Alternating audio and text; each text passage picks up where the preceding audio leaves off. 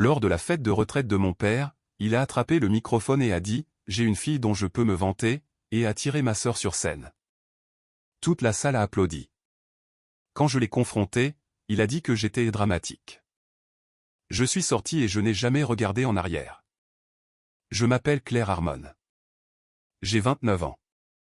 Quand j'avais 24 ans, mon père s'est levé à sa fête de retraite devant 52 personnes, a pris le microphone des mains du coordinateur de l'événement et a dit « J'ai une fille dont je peux me vanter, et elle se tient juste ici. » Il a attiré ma sœur dans une étreinte. Il ne m'a pas regardé une seule fois. La salle a applaudi. Ma mère a pleuré des larmes de joie. Et je suis resté assise à la table 9, la dernière table, celle qui était la plus proche du buffet de traiteur, en tenant un verre de cidre pétillant qui était devenu chaud. Et j'ai compris quelque chose que j'avais refusé de comprendre pendant toute ma vie. Je n'allais jamais avoir d'importance pour ces gens. Je suis rentré chez moi ce soir-là, j'ai fait 2 valises, et je n'ai parlé à aucun d'eux pendant 5 ans. Puis, en mars dernier, ma mère a appelé d'un numéro que je ne reconnaissais pas. Elle a dit 4 mots avant que je ne puisse raccrocher. « Megan a besoin de toi, Claire. » Je n'ai pas répondu. Je n'avais pas à le faire, car la femme qui avait passé 24 ans à me dire que je n'étais pas assez bien me demandait maintenant de sauver la seule personne qu'elle avait toujours choisie à ma place. Voici ce qui s'est passé. La famille Harmon vivait au 224 Bearwood Drive à Dayton, dans l'Ohio. Une maison coloniale de 3 chambres avec un revêtement beige, un jardin que ma mère gardait parfaitement taillé parce que les apparences étaient la religion qu'elle pratiquait le plus fidèlement. Mon père était directeur des opérations dans une entreprise de fabrication régionale. Ma mère était administratrice d'un cabinet dentaire. Ils avaient 2 filles, à partir du jour où j'ai été assez grande pour comprendre la différence, j'ai compris ce que cela signifiait dans notre maison. Ma sœur est née en 1991. Je suis arrivé en 1995, à 4 ans d'intervalle, mais nous vivions dans des familles complètement différentes. Ma sœur était celle qu'on appelait pour la féliciter. J'étais celle qu'on appelait pour lui rappeler quelque chose que j'avais mal fait. Elle a eu la plus grande chambre. J'ai eu celle à côté de la chaudière qui tremblait chaque fois que le chauffage se mettait en marche. Elle a eu une voiture d'occasion pour son 16e anniversaire, une Honda Civic verte que mes parents ont passé 3 semaines à rechercher et à nettoyer avant de la lui offrir avec un ruban sur le volant. J'ai eu 16 ans et ma mère a dit « Nous verrons pour une voiture quand tes notes reflèteront les efforts que tu prétends faire. » Mes notes étaient de 3.2. Celle de ma sœur était de 2.9 quand elle a eu la sienne. J'ai gardé cette information dans un carnet. J'ai noté beaucoup de choses parce que je pense que même à ce moment-là, je savais qu'il viendrait un jour où j'aurais besoin de preuves que je n'avais pas inventé tout cela. Le dîner chez nous était tous les soirs à 18h30. Mon père s'asseyait en bout de table. Ma sœur s'asseyait à sa droite. Je m'asseyais à l'extrémité opposée, à côté de ma mère, ce qui semble très bien jusqu'à ce que vous compreniez que ma mère passait ses dîners tournés vers mon père, orienté dos à moi, de sorte que l'attention de toute la table coulait naturellement dans une seule direction. Mon père interrogeait ma sœur sur sa journée avec une véritable curiosité. Il posait des questions sur ses amis, ses cours, ses opinions sur les choses. Ensuite, il me jetait un coup d'œil, généralement quand il avait besoin qu'on lui passe quelque chose, et disait des choses comme « Claire, que veux-tu réellement faire après le lycée ?» avec un ton qui impliquait que la réponse le décevrait, quelle qu'elle soit. J'ai été accepté à l'Université d'État de l'Ohio en mars de ma dernière année de lycée. Dossier complet, aucune aide. Je l'ai fait seul à la bibliothèque parce que l'ordinateur de la maison était dans la chambre de ma sœur et qu'elle y avait mis un mot de passe lors de son avant-dernière année. J'ai été admise. Je suis rentré à la maison. J'ai posé la lettre d'acceptation sur le comptoir de la cuisine, à côté de la corbeille de fruits que ma mère gardait pour les apparences, et j'ai attendu. Ma mère l'a regardé. Elle a dit, c'est une grande école. Es-tu sûre d'être prête pour cela? Mon père n'a fait aucun commentaire. 3 semaines plus tard, lorsque ma sœur a été admise dans son programme d'études supérieures, ma mère a préparé son dîner préféré, lui a acheté un nouvel agenda et s'est assise à la table. Nous avons élevé une jeune femme remarquable. Elle parlait de ma sœur. J'étais assise à 1 mètre de là. J'ai payé l'université avec des prêts, une bourse Pell et 2 emplois à temps partiel. Mes parents ont payé le master de ma sœur en totalité. 62 000 € sur 2 ans. Je connais le chiffre parce que j'ai trouvé les relevés bancaires une fois dans le meuble de classement du bureau de mon père, quand j'étais à la maison pour Thanksgiving lors de ma 2e année d'université, en cherchant un timbre. Je les ai remis à leur place.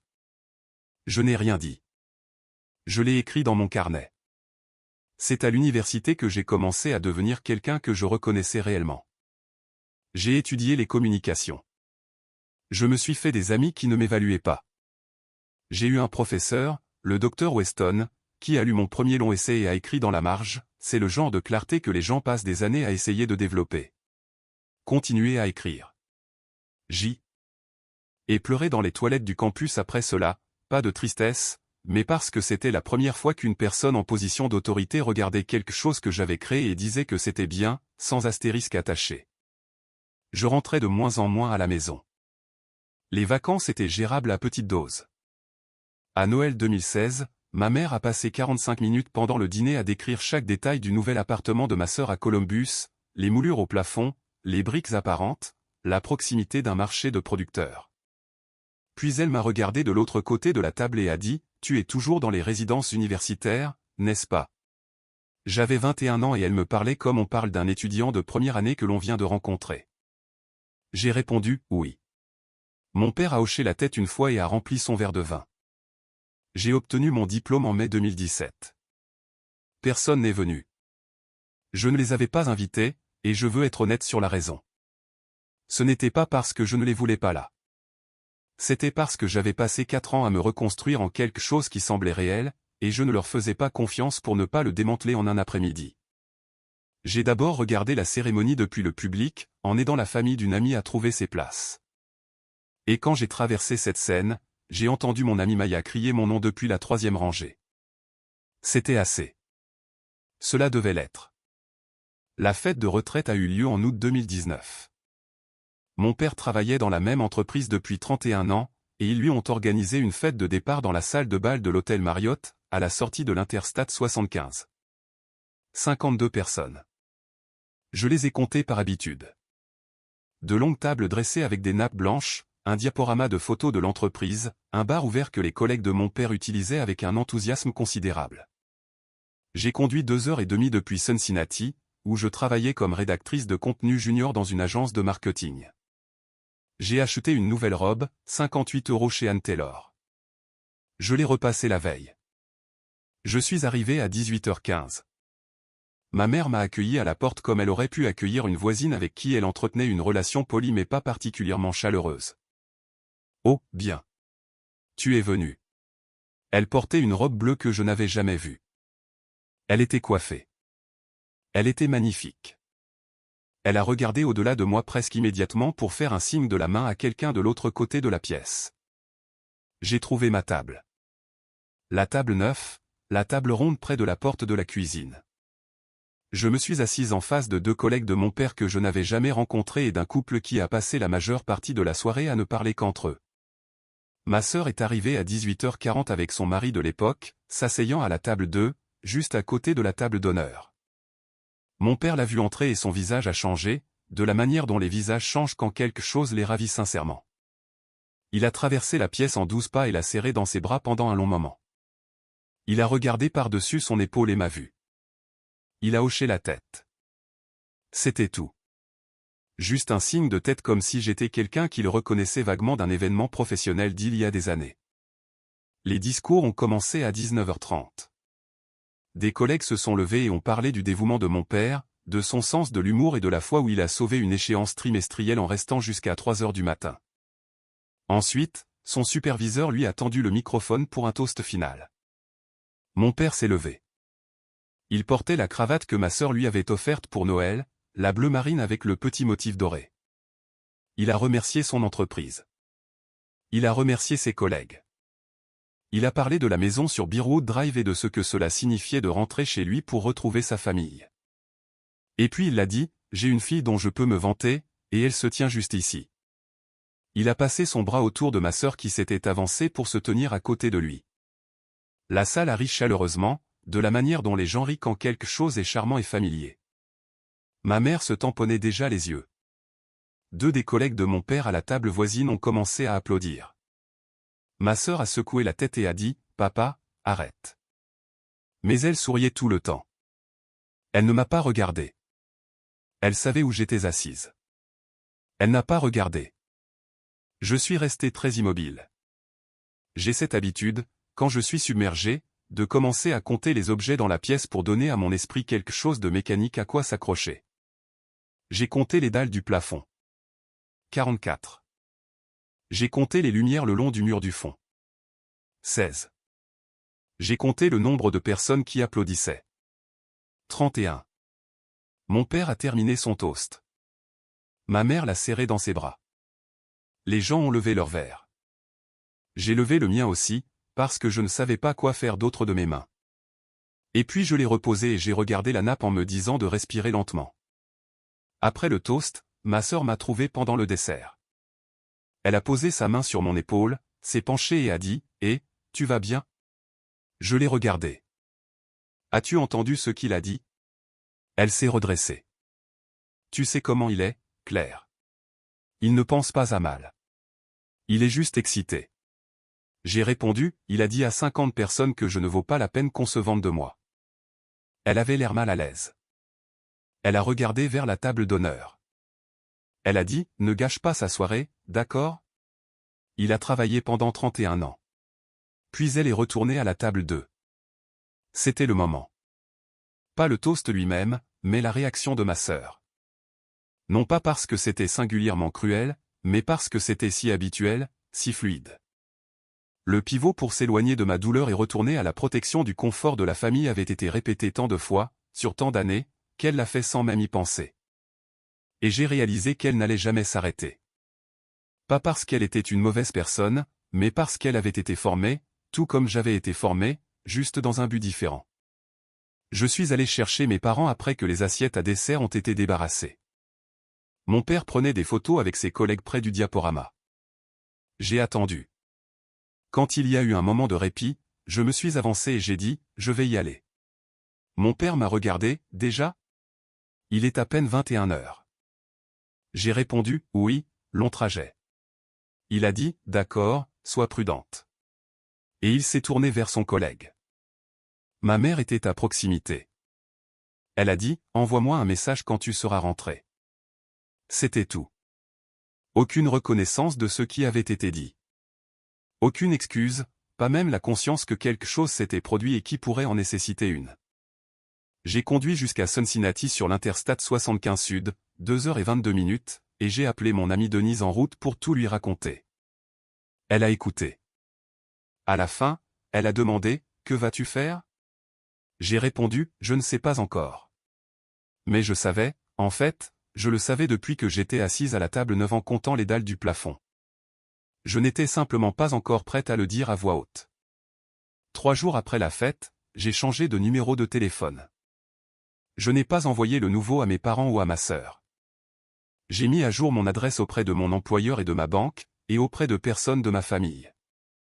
Je n'ai pas été dramatique à ce sujet. Je n'ai pas envoyé de lettre pour m'expliquer. Je n'ai rien publié. Je me suis simplement rendu indisponible. Mon amie Denise avait mon nouveau numéro. Mon amie d'université Maya l'avait. Mes collègues l'avaient. C'était assez. Je ne fuyais rien. J'arrêtais simplement le processus de me présenter quelque part où je n'étais pas désiré et d'agir comme si la raison pour laquelle cela faisait mal était de ma faute. Les premières fêtes de fin d'année ont été étranges. Thanksgiving 2019. J'ai préparé un repas complet dans mon appartement toute seule et je l'ai mangé en regardant un documentaire sur les parcs nationaux. Cela semble pathétique, mais ça ne l'était pas.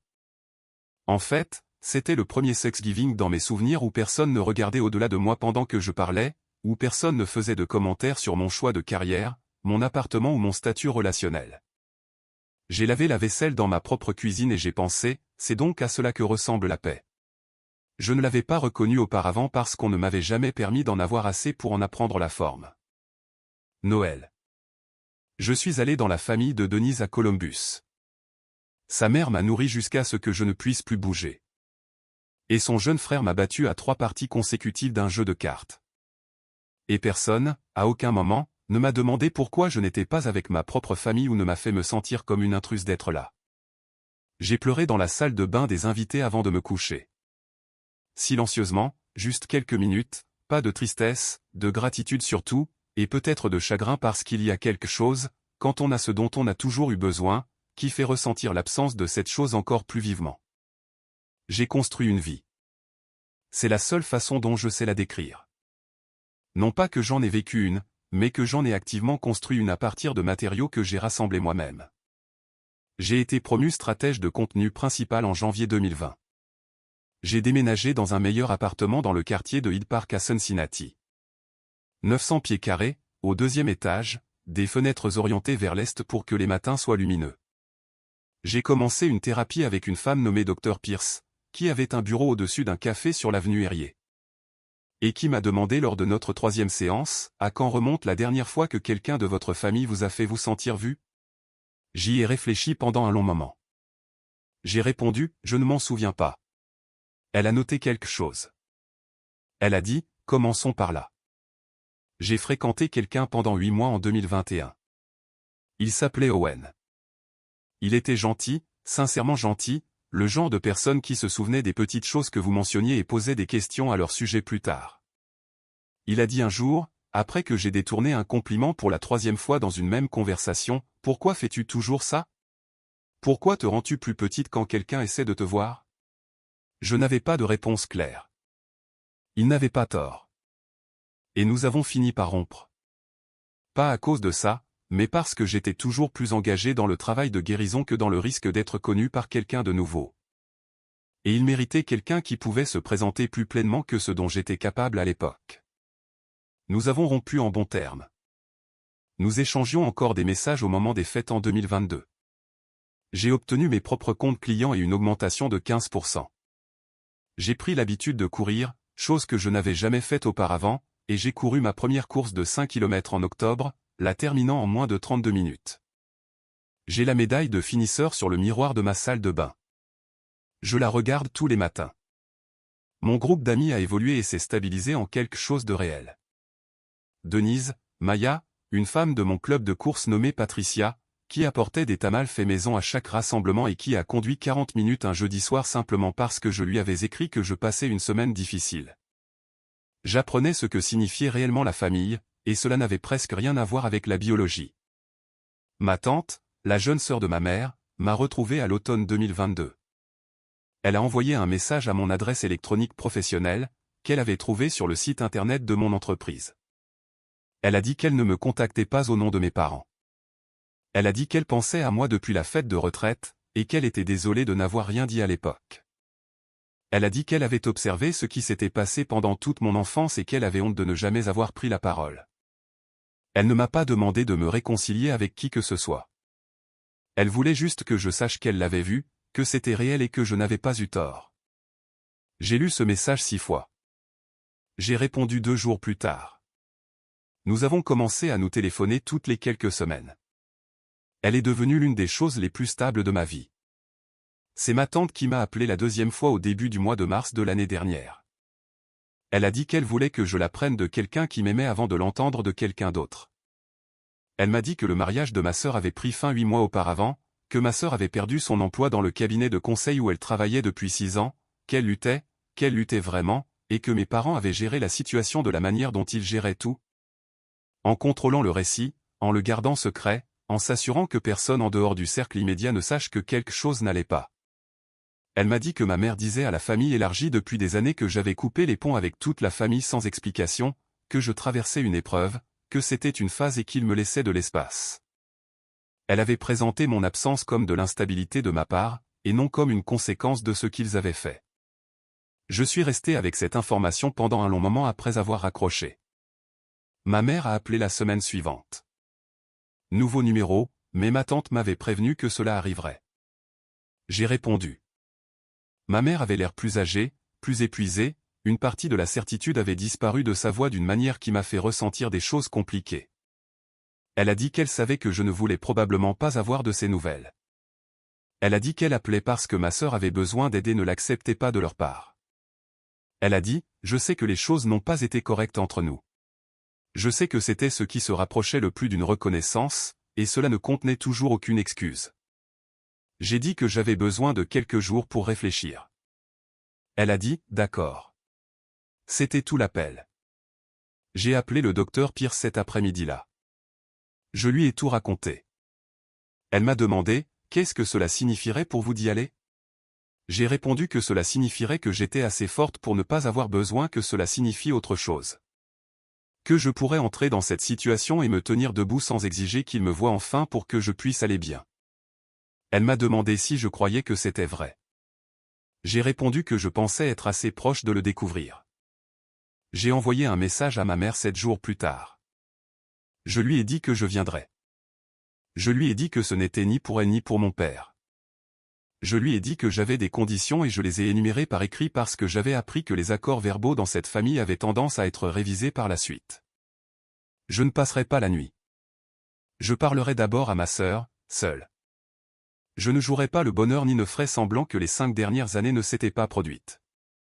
Je n'accepterai pas d'être blâmé pour mon absence en la présentant comme quelque chose que je leur avais fait.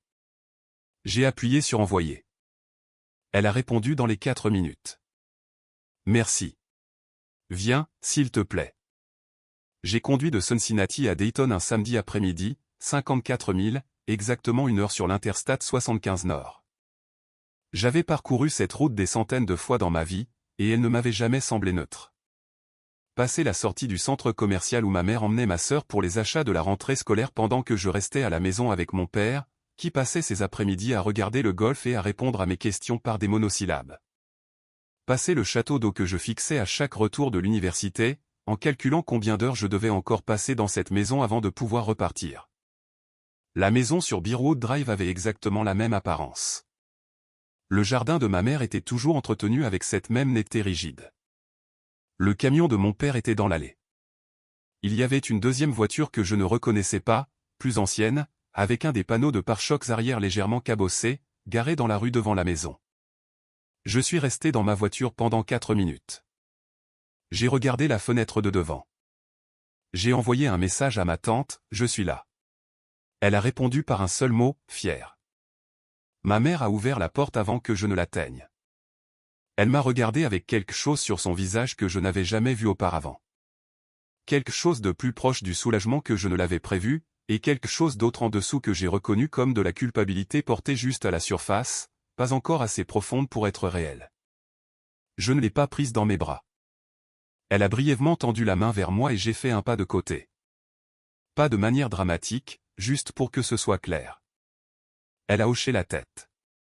Elle a compris, ou elle a fait semblant. Mon père était dans le salon. Il s'est levé quand je suis entré. Il avait l'air pareil, peut-être légèrement plus vieux, plus gris aux tempes. Il a dit, Claire, juste mon nom. J'ai répondu, salut. Il s'est rassis. Ma mère m'a proposé de l'eau, du café, du thé. J'ai dit, non. J'ai dit, dites-moi d'abord ce qui se passe avec ma sœur. Tout. Ils me l'ont dit. Ma sœur travaillait pour le cabinet de conseil depuis 2017, l'année même où j'avais obtenu mon diplôme. Elle était devenue manager en 2020, s'était mariée en 2019. Je n'avais pas été invité au mariage, ou plutôt, j'avais été invité de la manière qui montre clairement que l'invitation est une formalité et non une attente. Elle et son mari avaient acheté une maison à Columbus en 2021. En 2022, le mariage s'effondrait. Il est parti en octobre de cette année-là. Mes parents l'ont su en quelques semaines, mais n'en ont parlé à personne, pas même à leurs propres frères et sœurs, car que penseraient les gens? Ma sœur a perdu son emploi au printemps suivant, problème de performance, lui a dit son manager. Trop d'échéances manquées, trop de jours d'absence sans explication. Mes parents payaient son hypothèque depuis 7 mois. Ils l'avaient installée dans la chambre d'amis il y a 2 mois, disant discrètement aux voisins qu'elle était entre 2 appartements. Elle quittait à peine la chambre. Elle avait cessé de voir ses amis. Elle avait cessé de répondre à son téléphone. J'ai posé la question que je savais déjà devoir poser. A-t-elle essayé de me joindre? Ma mère a regardé mon père. Mon père a regardé le sol. Je l'ai répété, plus lentement. Ma sœur a-t-elle essayé de me joindre à un moment quelconque pendant que tout cela se passait? Ma mère a répondu, elle t'a mentionné à quelques reprises. Mon père a dit, nous ne pensions pas que cela aiderait. J'ai dit, ce n'était pas à vous de prendre cette décision. Il a dit, tu as changé de numéro, Claire. Tu as abandonné cette famille. J'ai senti ma mâchoire se serrer. J'ai répondu, je me suis retiré d'une situation où j'étais constamment traité comme moins que rien. Ce n'est pas la même chose que d'abandonner. Il a commencé à répondre et j'ai levé la main. J'ai dit, je vous parlerai à tous les deux après l'avoir vue. Où est-elle? En haut. Au bout du couloir. La chambre qui était autrefois la mienne, ce que j'ai noté avec une platitude à laquelle j'étais fier de ne pas réagir. J'ai frappé. Pas de réponse. J'ai frappé à nouveau et j'ai dit son nom. Il y a eu une longue pause, puis une voix étouffée et rauque. Quoi? J'ai dit que c'était moi. Une autre pause, plus longue cette fois. Puis je l'ai entendu bouger et la porte s'est ouverte. Elle ressemblait à quelqu'un que je reconnaissais d'après une photographie d'une personne que je connaissais autrefois. Elle était nettement plus mince, sa clavicule visible au-dessus de l'encolure d'un sweatshirt trop grand, ses cheveux tirés en arrière de manière inégale, des cernes profonds sous les yeux. Elle avait 33 ans et elle avait l'air épuisée, d'une manière qui n'avait rien à voir avec l'âge et tout à voir avec un type très spécifique d'épuisement. Elle m'a regardé longuement sans rien dire. J'ai dit, salut. Elle a dit, je ne savais pas que tu venais. J'ai dit, je sais. Je peux entrer? Elle a reculé. La pièce était sombre. Les rideaux tirés. Une lampe sur la table de nuit projetant un petit cercle de lumière jaune. Il y avait des vêtements sur le sol, pas nécessairement sales, juste laissés là, comme si elle les avait enlevés et laissés là où ils étaient tombés, sans avoir l'énergie d'en faire quoi que ce soit d'autre. Une pile de livres sur le bureau avec une tasse de café au-dessus qui était clairement là depuis assez longtemps pour qu'un cerne se forme en dessous. L'unité de climatisation de fenêtre bourdonnait à un réglage bas, même s'il ne faisait pas si chaud dehors. La pièce sentait le sommeil et quelque chose de plus doux en dessous, comme si elle avait fait brûler une bougie des semaines auparavant et que l'odeur avait imprégné le tissu. Je me suis assise sur le sol. Elle m'a regardé comme si je faisais quelque chose d'étrange. Puis elle s'est assise sur le sol aussi, le dos contre le bord du lit, et nous sommes restés là un moment sans parler. Dehors, je pouvais entendre le faible son de la télévision que mes parents avaient allumée en bas, la façon dont les gens remplissent le silence avec du bruit quand ils sont mal à l'aise. Elle a dit, c'est embarrassant. J'ai demandé, pour qui? Elle a laissé échapper un souffle qui était presque un rire, mais pas tout à fait. Elle a ramené ses genoux contre sa poitrine. Elle a dit, j'avais tout, Claire. J'avais le travail, la maison, le mari et la vie qu'il voulait pour moi, et j'ai quand même réussi à tout détruire. J'ai dit, ce n'est pas ce qui s'est passé. Elle a répondu, c'est exactement ce qui s'est passé. J'ai dit, alors, explique-moi. Elle l'a fait.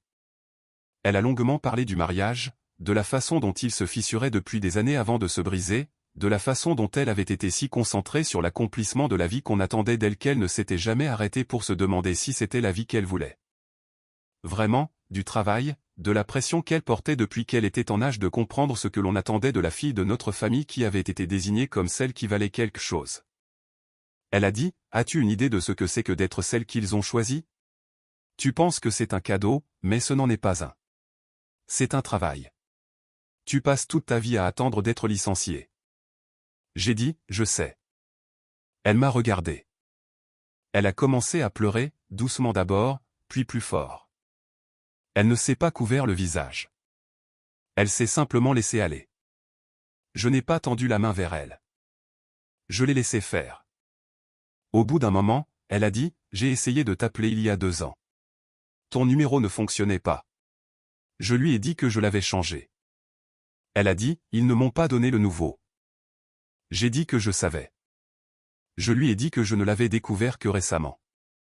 Elle s'est immobilisée. J'ai expliqué ce que ma tante m'avait dit, à un moment donné, après que je me sois rendu injoignable, nos parents avaient apparemment cessé de corriger quiconque supposait que j'étais la raison de la distance. Qu'ils avaient laissé la famille croire que l'histoire parlait de moi, de mes choix. Alors qu'en réalité, ils n'avaient jamais essayé de combler le fossé du tout. Quand ma sœur avait demandé à me contacter, ils l'avaient découragée.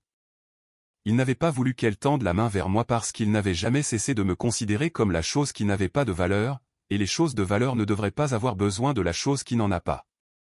Le visage de ma sœur est passé par plusieurs expressions très rapidement. Elle a dit, je veux entendre ce qu'ils ont à dire à ce sujet. J'ai répondu, moi aussi. Nous sommes descendus ensemble. Ma sœur se tenait dans l'encadrement de la porte du salon. Mes parents ont levé les yeux avec l'expression de personnes qui ont répété leur réaction et ne sont pas tout à fait sûrs de laquelle déployer. J'ai posé le verre d'eau que ma mère avait finalement laissé sur la table basse pour moi et j'ai dit, ma sœur dit qu'elle a essayé de me contacter il y a 2 ans et qu'elle n'a pas pu, et que lorsqu'elle a demandé à me joindre, vous l'en avez découragée. Je veux comprendre cela. Mon père a dit, nous pensions que cela la contrarierait. J'ai dit, vous pensiez que cela la contrarierait de tendre la main à sa sœur. Il a dit, tu étais partie, Claire. Tu as disparu. Nous ne savions pas quoi lui dire à ce sujet. J'ai répondu, vous auriez pu dire, Claire a changé de numéro quand elle a décidé de prendre du recul par rapport à la famille. Et voici comment tu pourrais quand même essayer de la joindre. C'est ce que vous auriez pu dire. Ma mère a commencé à parler. J'ai dit, et en même temps, vous disiez à nos tantes, à nos cousins et à tous les autres que je traversais une épreuve, que j'avais coupé les ponts avec tout le monde sans raison. Que vous me laissiez de l'espace. Ma mère a dit, nous essayons de protéger la famille. J'ai dit, vous protégiez l'histoire. Il y a une différence. Mon père s'est levé. Il fait ça quand il se sent acculé. Il se lève et croise les bras. Et cela avait l'habitude de me rendre physiquement plus petite quand j'étais enfant. Ce réflexe qu'il avait de se faire plus grand quand il était défié. Je suis resté exactement là où j'étais. J'ai dit, asseyez-vous. Je n'ai pas terminé. Il s'est assis. Ma mère a dit que c'était une blague. J'ai dit, arrêtez de dire que les choses étaient des blagues. Vous l'avez dit devant moi et vous le pensiez. Vous l'avez toujours pensé. La seule différence entre cette nuit-là et toutes les autres nuits, c'est qu'il y avait un microphone. La mâchoire de mon père s'est serrée. Il a dit, tu as toujours été dramatique. J'ai répondu, j'ai toujours été précise, et vous l'avez toujours appelé dramatique parce que c'était plus facile que de l'entendre. Ma sœur a fait un bruit depuis l'encadrement de la porte. Mes parents l'ont regardée. Elle a dit, elle a raison. Mon père s'est tourné vers elle. Elle a dit, vous l'avez toujours traité différemment, et vous ne l'avez jamais admis une seule fois. Pas une seule fois. Et j'ai laissé faire parce que j'avais peur de ce qui se passerait si je disais quelque chose. Ma mère a commencé à pleurer. De vraies larmes. Je pense que c'est le genre de larmes qui viennent quand quelque chose de vrai a enfin trouvé son chemin vers la surface après avoir été trop longtemps sous terre. Mon père s'est rassis. Il a regardé ses mains. Pendant un instant, il a ressemblé à quelqu'un que j'aurais pu atteindre si les choses avaient été différentes, si j'avais passé 30 ans dans une version différente de cette famille, mais ce n'était pas le cas. Et je n'allais pas prétendre le contraire.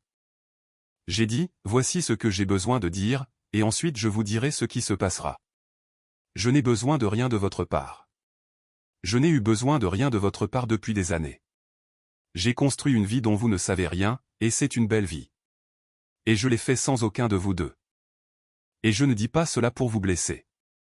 Je le dis parce que j'ai besoin que vous compreniez que lorsque je partirai d'ici aujourd'hui, je ne partirai pas avec un vide en moi. J'ai déjà comblé ce vide. Je veux que vous sachiez que votre deuxième fille n'est pas inutile. Votre deuxième fille est la seule raison pour laquelle votre première fille va recevoir de l'aide et je veux que vous réfléchissiez à cela. Ma mère a mis son visage dans ses mains. Mon père était très immobile. Ma sœur pleurait dans l'encadrement de la porte. J'ai pris mon sac. J'ai trouvé un programme de traitement résidentiel, non pas parce que mes parents me l'ont demandé, mais parce que ma sœur me l'a demandé elle-même quelques jours après cette visite. Lorsqu'elle a appelé ma tante, et que ma tante lui a donné mon numéro. Elle m'a appelé un mercredi soir, et elle a dit, je ne sais pas par où commencer. Je ne sais pas où chercher. J'ai dit, je vais aider. J'ai passé 4 soirées à faire des recherches. J'ai examiné 6 programmes à moins de 2 heures de Dayton. J'ai croisé les avis, l'accréditation, l'approche de la dépression et de l'anxiété coexistante. J'en ai trouvé un à Yellow Springs, à 40 minutes de route, 30 jours en résidence avec un suivi ambulatoire prolongé en option. J'ai appelé et j'ai parlé à un conseiller d'admission nommé James, qui a répondu à toutes mes questions sans me presser. J'ai rappelé ma sœur et je lui ai tout expliqué. Mes parents ont payé. J'ai été clair sur le fait que ce n'était pas une discussion. Je leur enverrai les détails, ils paieraient et ils laisseraient ma sœur prendre toutes les décisions à partir de ce moment-là concernant leur implication dans son rétablissement. Mon père a résisté pendant environ 40 secondes avant que ma sœur, qui était dans la pièce avec eux quand j'ai appelé, ne dise « Paie-le, papa ». Il l'a fait. J'ai conduit ma sœur au rendez-vous d'admission. C'était un mardi matin, couvert, le genre de temps de mars qui n'arrive pas à décider si c'est encore l'hiver. Nous avons conduit principalement en silence. Quelque part sur la route 68, elle a demandé « Me pardonnes-tu de ne pas t'avoir défendu à l'époque ?» J'y ai réfléchi honnêtement. J'ai dit « Je ne sais pas encore, but je suis là. » Ça veut dire quelque chose. Elle a hoché la tête. Elle a regardé par la fenêtre. Après une minute, elle a dit « C'est plus que ce que je mérite. » J'ai répondu « Peut-être, mais tu es ma sœur, et tu es une personne qui a été brisée par les mêmes personnes qui m'ont brisé. Et je préfère découvrir qui tu es quand tu ne joues pas un rôle pour eux plutôt que de ne jamais le savoir. » Elle est entrée. Je l'ai regardée franchir les portes d'entrée. Elle s'est retournée une fois et a levé la main. J'ai levé la mienne, puis elle a disparu. Le trajet de retour a duré 53 minutes. J'ai appelé ma tante depuis la voiture. Elle a demandé comment cela s'était passé. J'ai répondu, je pense que c'est bon. Je pense que quelque chose a changé. Elle a dit, je sais que c'est le cas. Je pouvais l'entendre dans ta voix. Je n'ai pas répondu pendant quelques secondes. Puis j'ai dit, pourquoi n'as-tu rien dit plus tôt quand nous étions enfants, quand tu pouvais voir ce qui se passait? Elle est restée silencieuse pendant un moment. Elle a dit, parce que j'avais peur de ta mère, de perdre la relation, et j'en ai honte. J'en ai encore honte. J'ai dit, je sais. Je ne dis pas ça pour te blâmer. Je veux juste que tu saches que ça avait de l'importance. Le silence avait de l'importance, pas seulement le leur. Elle a répondu, je sais. Nous sommes restés au téléphone sans parler pendant un petit moment, ce qui est une chose que seules les personnes qui se font vraiment confiance peuvent faire. Ma sœur a terminé le programme en avril. Je lui ai rendu visite à 2 reprises pendant les 30 jours. Nous nous sommes assises dans un jardin à l'arrière de l'établissement et avons parlé de choses dont nous n'avions jamais parlé. Pas les grandes choses de la famille, mais les plus petites. Ce qu'elle voulait vraiment être quand elle avait 9 ans. Biologiste marine, a-t-elle dit, ce qui m'a fait rire parce que c'était tellement inattendu. Ce que je voulais être, ai-je dit. Romancière, a-t-elle dit. Pourquoi ne l'as-tu pas fait? J'ai répondu, je ne pensais pas avoir le droit de vouloir des choses qui n'étaient pas pratiques, et je pensais aussi que personne ne les lirait. Elle a dit, je les lirais. C'était une si petite chose à dire et cela a atterri quelque part où je ne m'y attendais pas. Elle a emménagé dans son propre appartement en mai, plus petit qu'avant, mais le sien. Elle a commencé à consulter un thérapeute. Elle a commencé à marcher tous les matins, de longues promenades dans son quartier, en écoutant des livres audio, en reconstruisant la charpente d'une vie quotidienne. Nous nous envoyons des messages presque tous les jours maintenant. Parfois, c'est juste une photo de quelque chose qu'elle a vu lors d'une promenade. Un chien, un champignon exceptionnellement gros, une peinture murale devant laquelle elle est passée et qui lui a rappelé quelque chose dont nous avons parlé. Je lui réponds. C'est lent, c'est prudent et c'est réel. Mes parents m'ont envoyé une carte en juin. L'écriture de ma mère.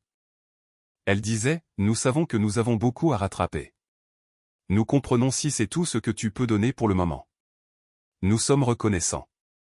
Ce n'était pas exactement des excuses.